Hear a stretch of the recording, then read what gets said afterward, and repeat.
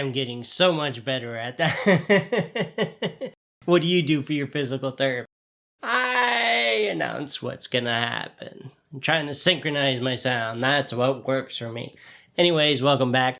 This time, once again, we are with the Fulci Otters. And the process behind this, I'll get into in the voiceover. Don't mean to waste your time. This one's a little bit long just because trying out new techniques, new ideas, always a chance of failure. Hopefully we averted that. Not for me to say, though. Anyways, once again, I love you guys all so much. I can't believe you tune in every week to watch my inane ramblings. It does blow me away, and I'm deeply grateful for that. And yeah, like I said, we're already, I try to keep these about 10 minutes. This one's going to go about 15 just because of what's going on in it. And since it's an oversized one, as usual, you can get a PDF of it on my Bandcamp page with a free download of the tracks that are used in the background for this. Or I'll put it up on my website. So there you go. And that's it. Love you all. Bye. So right off the bat, one of the things I have to apologize. There are several hitches in the get along in this video. Number one being, for some reason, the simple text across the bottom where I normally let you know the supplies that I'm using, there was no spaces in between the words, and I double checked Shotcut's raw files, and there was no problem there. So unfortunately, this video took like 4 hours to render. I have a very ancient laptop. I tend to love pushing things until the very limits of their usability. So my System 76 laptop, I think, is over a decade old at this point. Another reason that I love Linux, but there's enough e-trash filling up our landfills that I'm not gonna bother until this computer dies, not picking up another one. Second problem, you can see right there, my GoPro's gyroscopes decided to just go on the fritz. And at first I thought it was the stand that it was mounted on that was tilting in some way, but no, it turns out it was the internal gyroscopes. Even locking the GoPro to landscape didn't solve the problem. Luckily, a factory reset did solve it, because after that it was reflash your firmware. So a very gently used GoPro, less than I think 6 months of owning it, and I've had a lot of issues with the GoPro. Color me not so impressed with that unit. I know there's a lot of YouTubers that swear by it, but I basically bought it because I needed a small camera that would look down from overhead, and with the lighter weight of the GoPro, I thought this will be a really good choice to do it, and instead of using my regular video camera, yeah.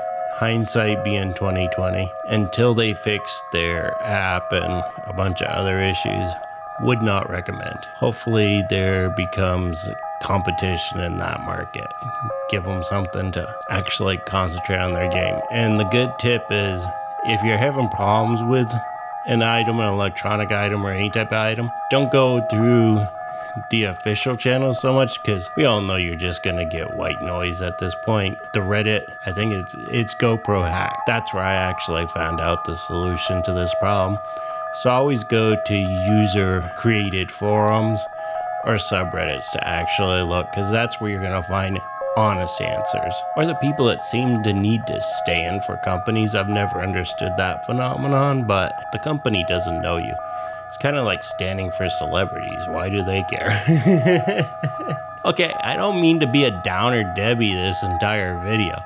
I was just letting you know of the problems that went into it at first. This was a kind of a difficult project. I mean, I like challenging myself with them. So when I initially conceived of the Kelp Bed, it was going to be a black and white comic like, you know, your daily comics are. And then every 7th one would be a full page, full color spread, just like the Sunday strips. Well, obviously that changed because I fell in love with doing watercolors. So the Kelp Bed went full color. So I'm going to take the Sundays, this Fulci Otters storyline, and use that to experiment with different techniques, that type of thing. So this is why we have this full page.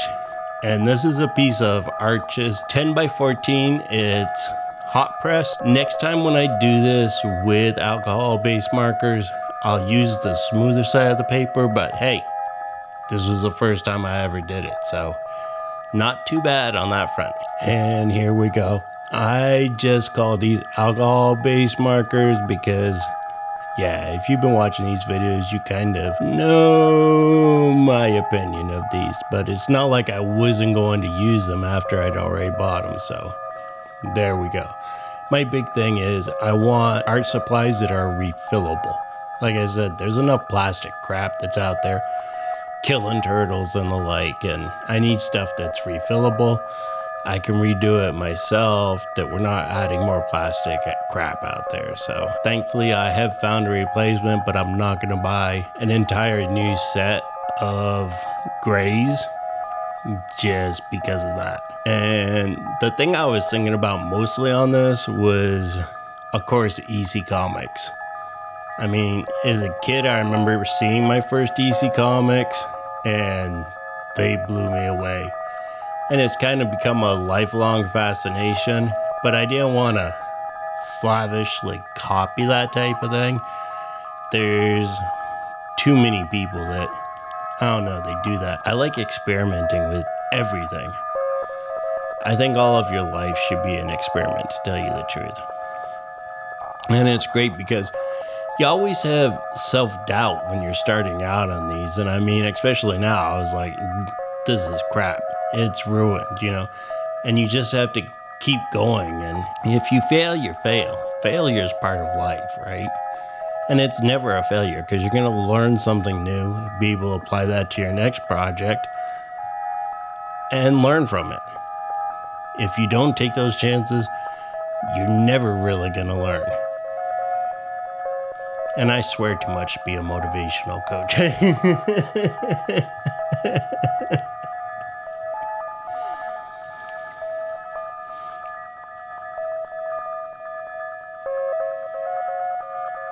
But yeah, so when we're super zoomed in like this, that would be the reason, is the GoPro's gyros fell over.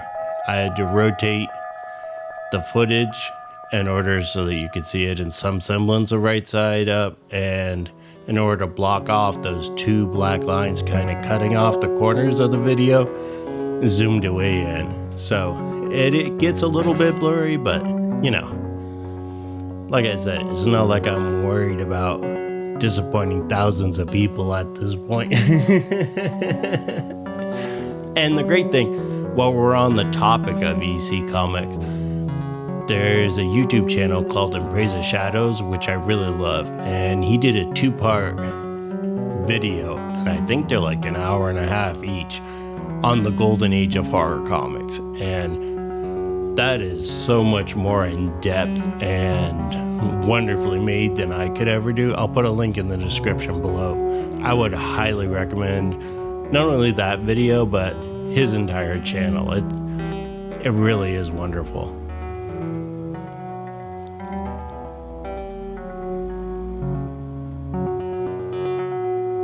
And it was great doing this. We'll see it later on.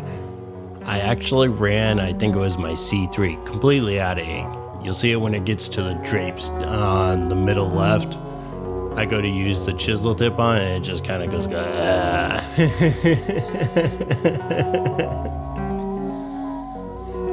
And since the paper is 10 by 14, I can't tape it down to my regular size board, so I have to bring out my big drawing board in order to do that, which makes moving around not as convenient, but thank God I do have that larger drawing board to use.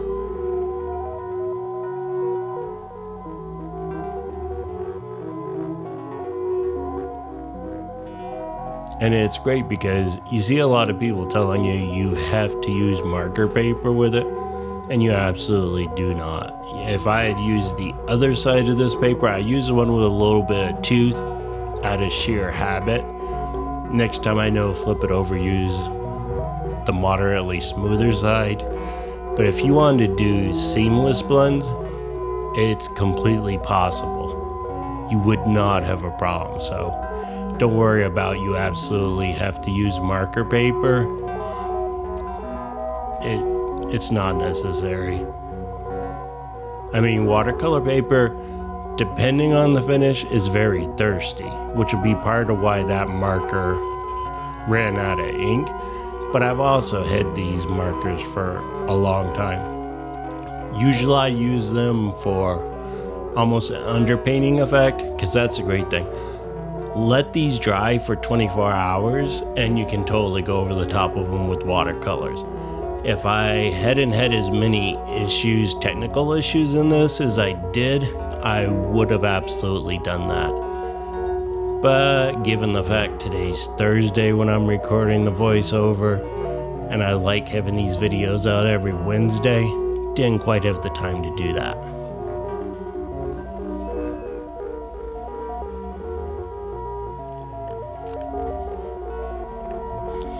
And this was one of those moments when I was doing his face and I was just like, oh my God, I've ruined the entire thing. And it's because you don't have the background to put it into context. So it's one of those just press on through. Because right now I was like, oh, I'm going to get killed for doing an Al Jolson type of thing.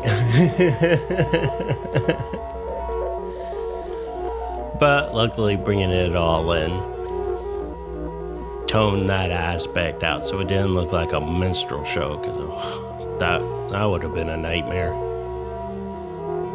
And another thing I was really thinking of when I was doing this, I've been toying with this idea for a while, I'll probably use it on a different project, is I love the way black and white films look, and I love older TV shows. So I was thinking of The Twilight Zone and Outer Limits and the way that they looked. Watching those shows when I was a kid in the 80s and analog TV sets, not so great reception. Shout out to Channel 12 out of Montreal. I really hope that channel still exists. I haven't checked in a while, but Channel 12, there you go. You can see the marker just dying right there. Luckily, I had a neutral gray 3 that I could use in there, so that kind of hit it a little bit. But then again, you know, we're not talking about super polished work here. Yet, I digress. Isaburo said Channel 12 was wonderful because they would show midnight movies, and that is where I got introduced to Woody Allen films, Shaw Brother films, a lot of very strange horror films such as Messiah of Evil, which if you have not seen Messiah of Evil, definitely check out Messiah of Evil. You will absolutely adore that film. But yeah, so a lot of those weird off the beaten path, completely courtesy. I'm not sure if Channel 12 is CBC. I always associate Channel 6 out of Canada with being CBC. And that's where I fell in love with David Suzuki, all that type of thing. If you're Canadian, you'll understand it. The only problem with that was seeing so much Canadian advertising for a long time. I was convinced all Canadians just lived in beautiful, peaceful forests. They could walk through the woods, get thirsty, reach into a stream, pull out a 6-year Labatt's, and they hand glided to work. I thought it was paradise.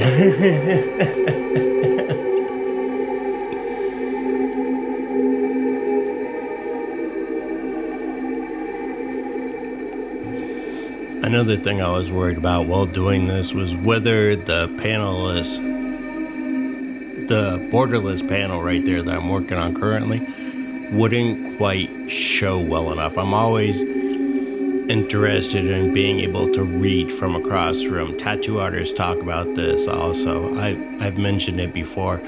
I like doing things that you can read from a far distance and take in all at once.